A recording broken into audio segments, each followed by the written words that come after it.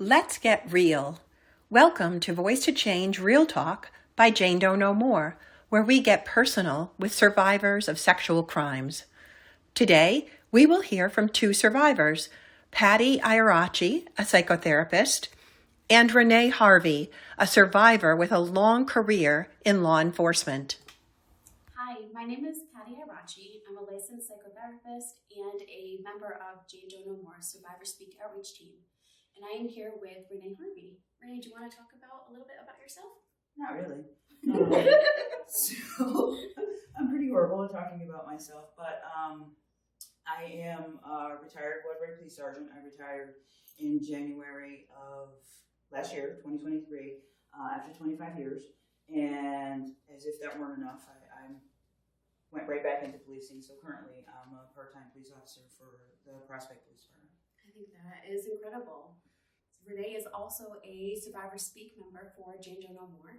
So we're here to also discuss her involvement as a survivor in law enforcement.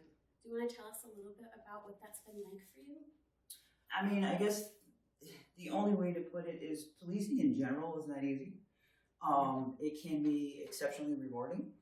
But I think being a survivor of sexual assault and the beginning of my career, I hadn't really dealt with my demons, so it was something that I kind of shoved in the closet and left it there.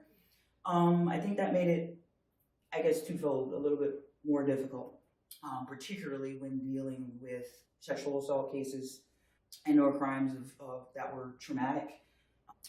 I started my career in 1998 in law enforcement, and one of the first cases that I had right off of field training was a sexual assault of an 11-year-old suspected to have been sexually assaulted by her uncle. And, wasn't going for Rookie of the Year, wasn't even focused or thinking about, my own experience, but something inside me knew that I needed to do something for this little girl. I needed to do something to try to protect her, to get her away from, this person that was causing her harm. And that's what I did. I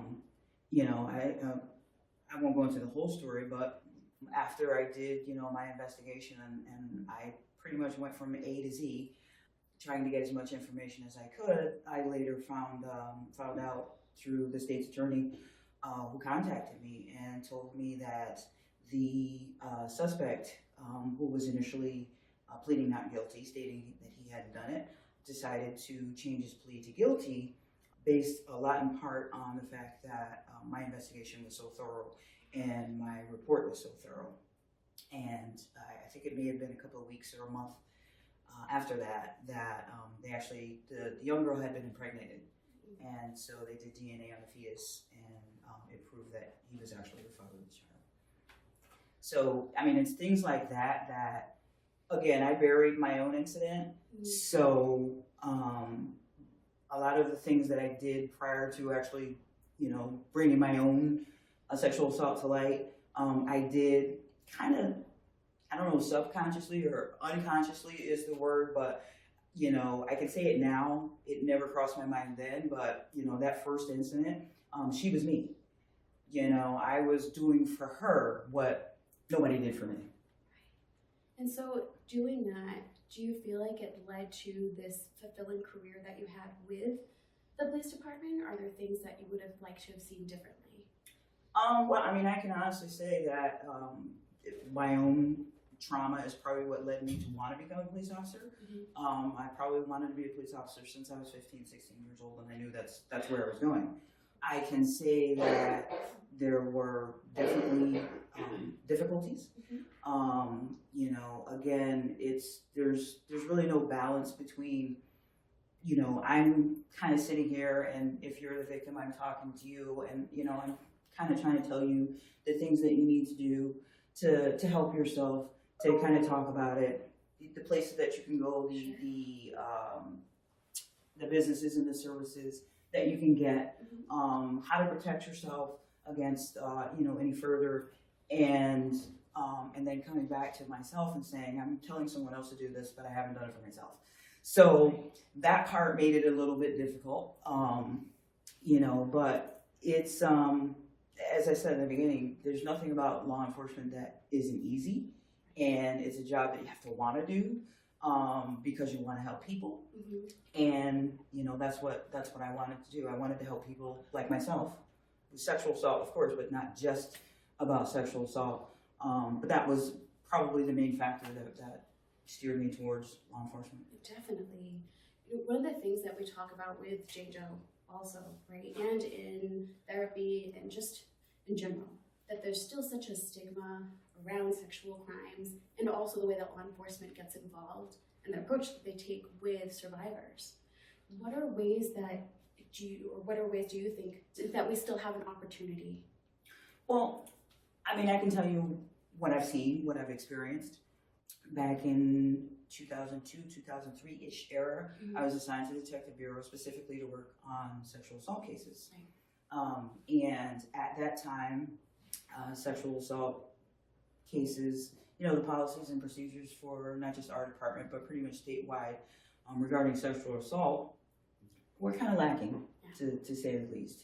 You know, and I've, you know, seen instances where victims are treated like criminals. And I think to some degree, someone in law enforcement thought that, okay, you know, we're going to beat them down until we get the truth out of them. Sure. And, you know, the truth is either a sexual assault occurred or it didn't, but we're going to find out if they're lying to us by beating them down. And, you know, I thought to myself, that's extremely, like, inappropriate. How do you elicit information from someone by beating them down? Now, I mean, I guess it works in certain scenarios, but I don't think it would work that way if you're dealing with an actual victim, someone who's, you know, already been traumatized. I think it re-victimizes the victim. And unfortunately, I saw more of that than I would have liked to. You know, and then you go into training with regards to sexual assault, and there isn't a lot of it. You know, you go through the academy, you get a class on sexual assault, which is basically, you know, policy, procedure, etc. But you don't get, you know, any instances or not too many references as to how to deal with the victim of, you know, a sexual assault. You know, one of the first classes that I took, probably within the first 2 or 3 years of my policing career, was dealing with female victims of crimes. And again, back then, not really knowing what led me to, you know, want to take that class. But, you know, looking back, I know, you know, something in me was guiding me in that direction.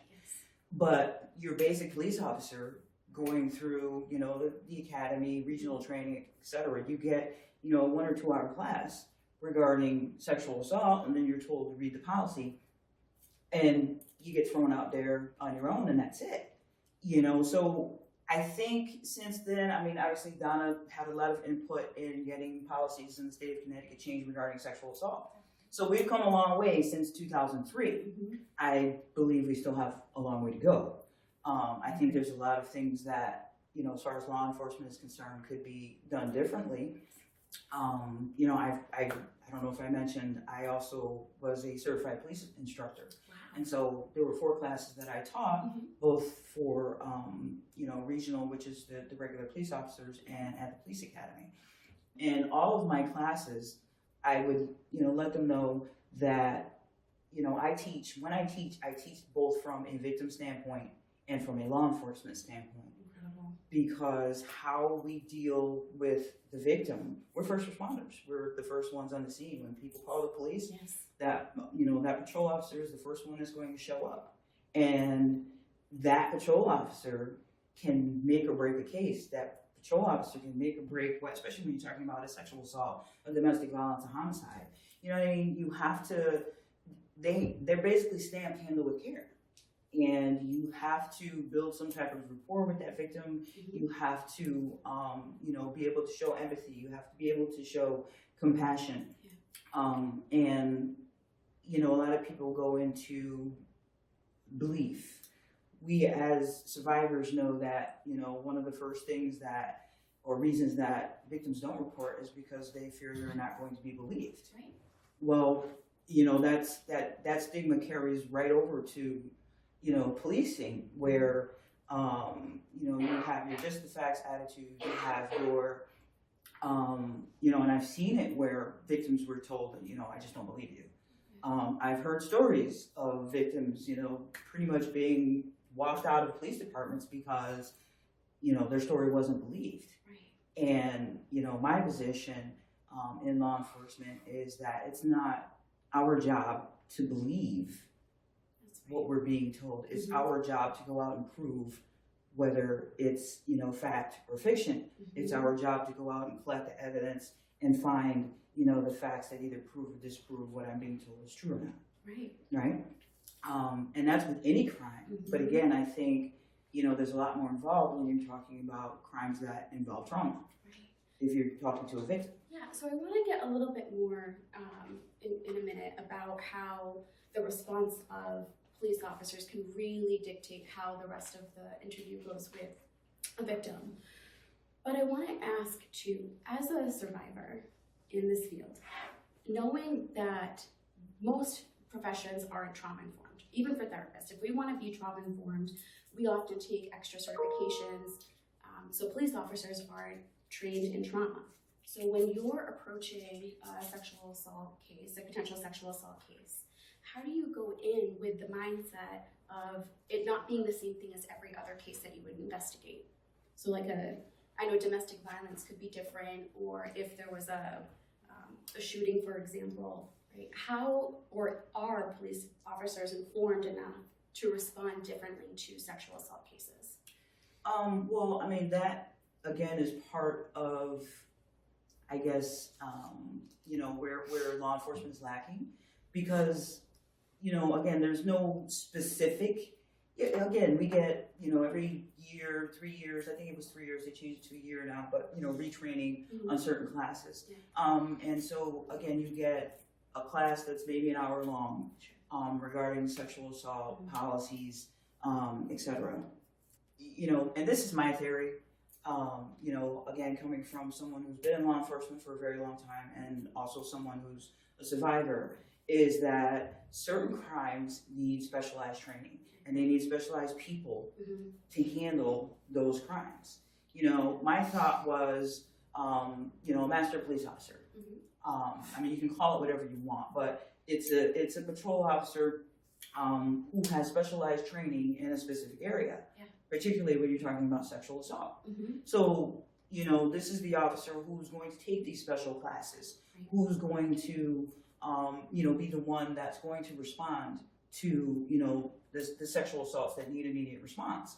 It's getting that person trained, not just in that, but it's also, I brought up the idea of, chiefs have power of assignment, right? Every chief in every department that I'm aware of has the power of assignment, and every chief should know their people. Now, you have very large police departments, and I'm sure every chief doesn't know every person, but they have the ways of finding out who's good at what, right? It can go so far as to say that, there are a lot of people out there that are book smart and have no common sense. There are some damn good police officers out there, you know what I mean? They do their job well, but they have no interpersonal skills. Right. You have people who don't, they're incapable of showing empathy or compassion. And so that master police officer, or whoever that person, whatever you want to call them, but whoever that person is that's deemed to handle these specific cases, should be someone who, first of all, wants to do it. That's a really big factor. Someone who wants to do it, but someone who's also capable of doing it, who's capable of not just, reading, the words on the paper and following that instruction, but capable of, building a rapport with people, of being empathetic, of showing compassion. You know what I mean? A person who genuinely wants to help. And again, in any scenario, it's a case of, okay, if you come to me and you're the victim, then I'm going to go out of my way and do everything that I can to try and help you. Right? And it doesn't matter whether I believe your story, because I've heard stories that are so incredulous that you would say there's no way that actually happened. No way. Our brain works in that way. Well, it does. But sometimes, life is stranger than fiction. And, in my career, I've heard stories that I told myself there's no way that this happened. Right. And, many of those occasions, it actually did happen exactly the way that the person telling the story told it.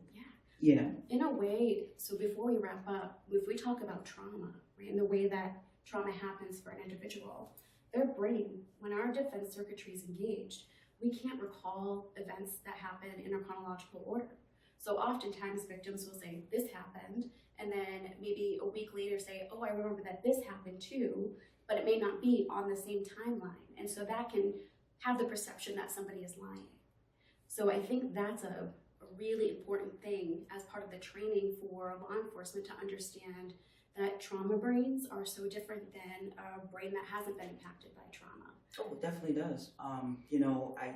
Police officers are trained to collect information in chronological order. Right. I've been, as a supervisor, I get to go calls and I, observe my officers doing their jobs. Mm-hmm. And, I've observed them. You'll have someone telling them, this happened and that happened and last week something else, and the officer will stop them and they're like, I don't care about what happened last week. I need to know what happened today. But what happened last week is relevant to what happened today. Or this happened, that happened, Mm-hmm. the third thing happened. Oh, wait, I forgot, this happened. You're right. It absolutely does, kind of make someone believe that, all right, are we adding info to make it more believable? Or, it's just one of those things that make you go, I guess. Yes. And, again, this is, police officers, law enforcement definitely do need trauma-informed care training, right? They need to understand how a traumatized brain functions when they're, again, the first responder, the first person that this person is dealing with right after an incident happened. Something like a master police officer. Exactly.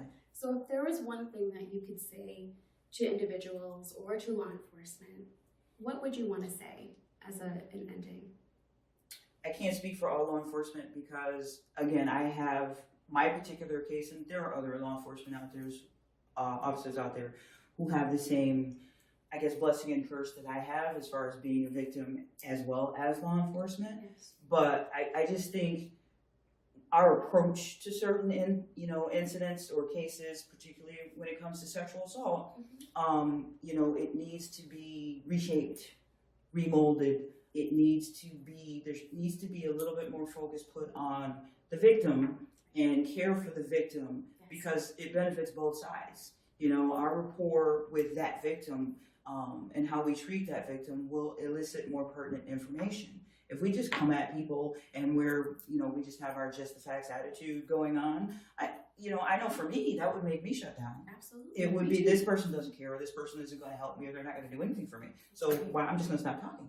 Right, and every person, every trauma looks different. Yeah, and the last thing that I'll say is I've seen where there are tactics where we try to build a rapport with bad guys. The suspect or the perpetrator, the person who's accused of committing such a crime. We'll build a rapport with them. We'll go out and get them a cigarette. We'll go to McDonald's and get them, whatever the case is, and try to be their buddy, their best friend, and tell them how much we understand what they're going through.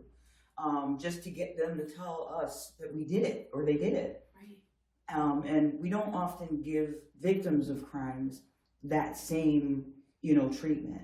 Again, it's not our job to determine whether or not they're lying. Okay, you're lying, get out of my office. It's not. It's our job to prove that they're lying if that's what we believe, right? Yes. So why is there a difference between how we treat the suspects as opposed to the victims when it comes to rapport building? I love that. I think that's such great food for thought. And I love those interrogations on YouTube. Those are great. Thank you for joining us in this conversation. If you've enjoyed listening to us, please follow Jane Doe No More. You can like, follow, and subscribe, and please share with your friends. What would you like to hear a real conversation about? We would love to hear from you. And if you enjoyed this podcast, please leave us a review and share it with friends.